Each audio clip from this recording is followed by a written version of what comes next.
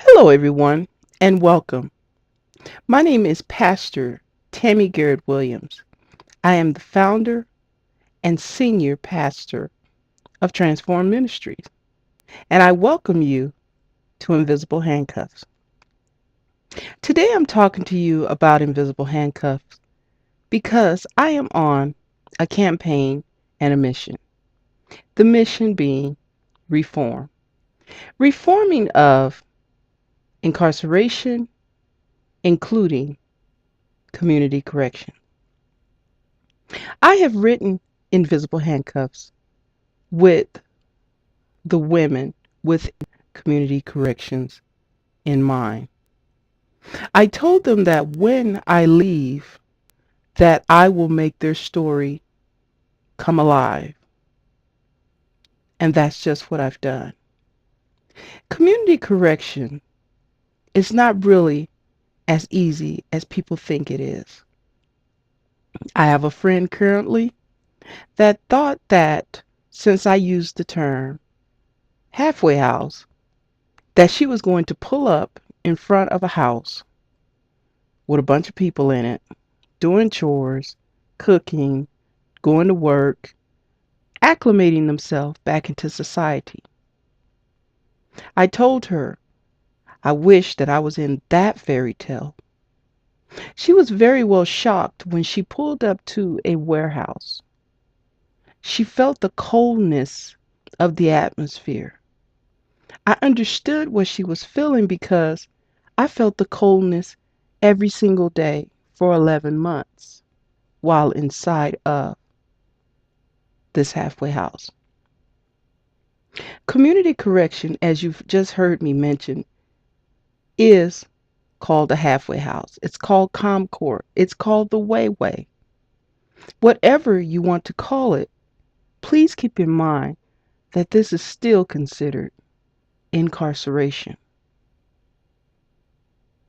Inside of community correction, since you already know now that it is incarceration, plays a role when it comes to recidivisms or people being regressed. Give you an example.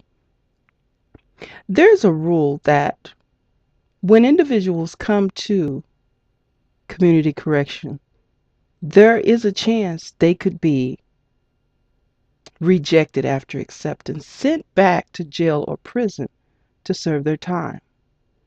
Either in jail, they serve their entire time there, or it's commuted over to prison and they go there.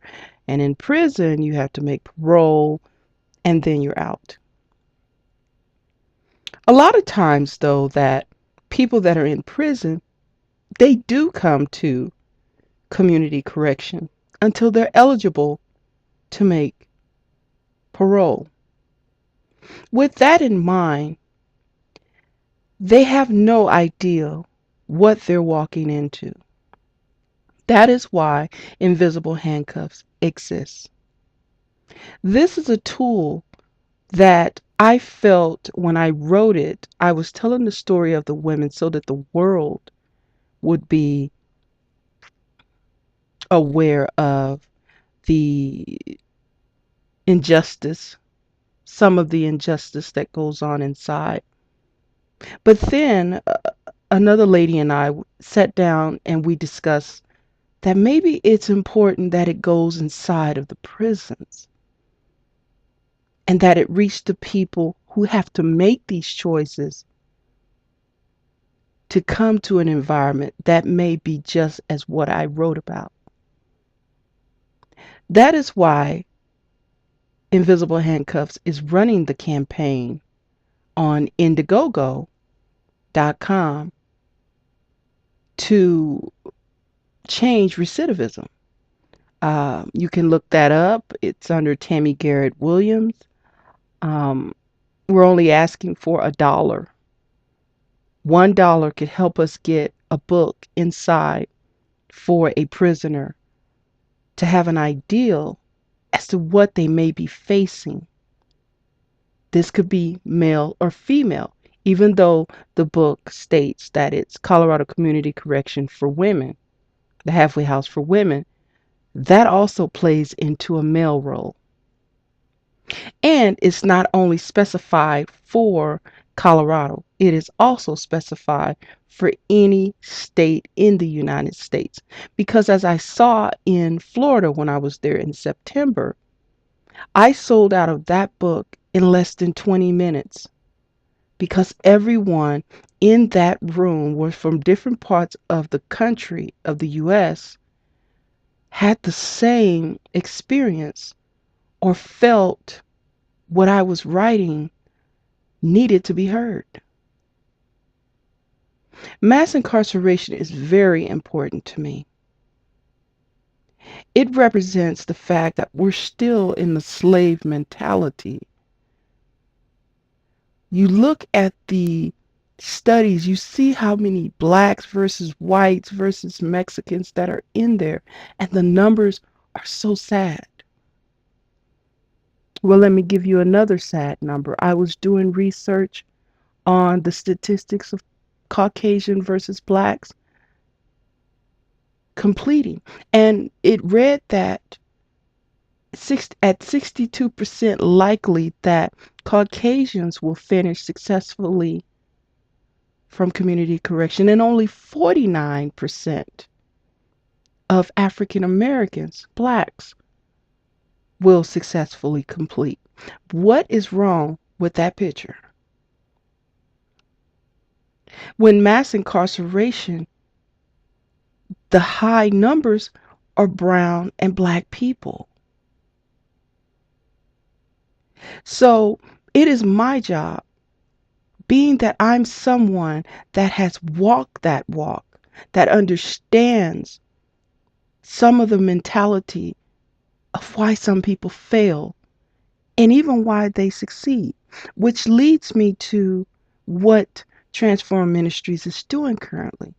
We are surveying people that have been inside community correction, how they successfully completed, if they were regressed, why did they not finish on time? All of those questions are asked. But we cannot completely do this without your help. This is a very serious topic that we're on. You may not have even thought that community correction plays a part of mass incarceration, but these people, men and female, are still incarcerated. And until they make parole, kill their number, or go on ISP or become non-res, they're still mentally in jail. That is why I call it invisible handcuffs, because even though you don't see the actual hardware on these individuals' hands in community correction, they're there, but it's in their mind. Let's not let another male, female walk into this without knowing. Taxpayers, let me ask you this. If you were investing in stock and you saw that it was failing, wouldn't you pull your money out? Well, you can't do that in the tax funds, but just know that your tax dollars are paying for people going into community corrections and even in the prisons. And if you look at the numbers, it is sadly showing that it's a system that fails. What do you do as a taxpayer? How do you get involved? I will advise you to do random checks at these facilities. Talk to the actual people that are in there, not necessarily the staff member. They're going to tell you what you want to hear. Talk to an actual resident, and maybe they'll be not afraid to tell you what's going on. I have a website called transformministries.com. That's www.transformedministry.com. Please visit my website. Take a look around. I even have a Twitter handle at Arthur Tammy with a Y Will And you could follow me and like on Facebook at Invisible Handcuffs, the book. It is very important, and don't forget, please donate your dollar on Indiegogo.com. Look under my name and you should find the campaign. If not, find it on my website under events. I just pray that the Lord leads you. I'm the one that is the voice for the women and the men in community correction. The platform I stand on is time for change. Will you help us make that change? You may not be on the forefront as I am, but being a supporter in the back pushes me further. May God bless you. May He keep you. May His face shine upon you. And may He give you miraculous rest. Amen.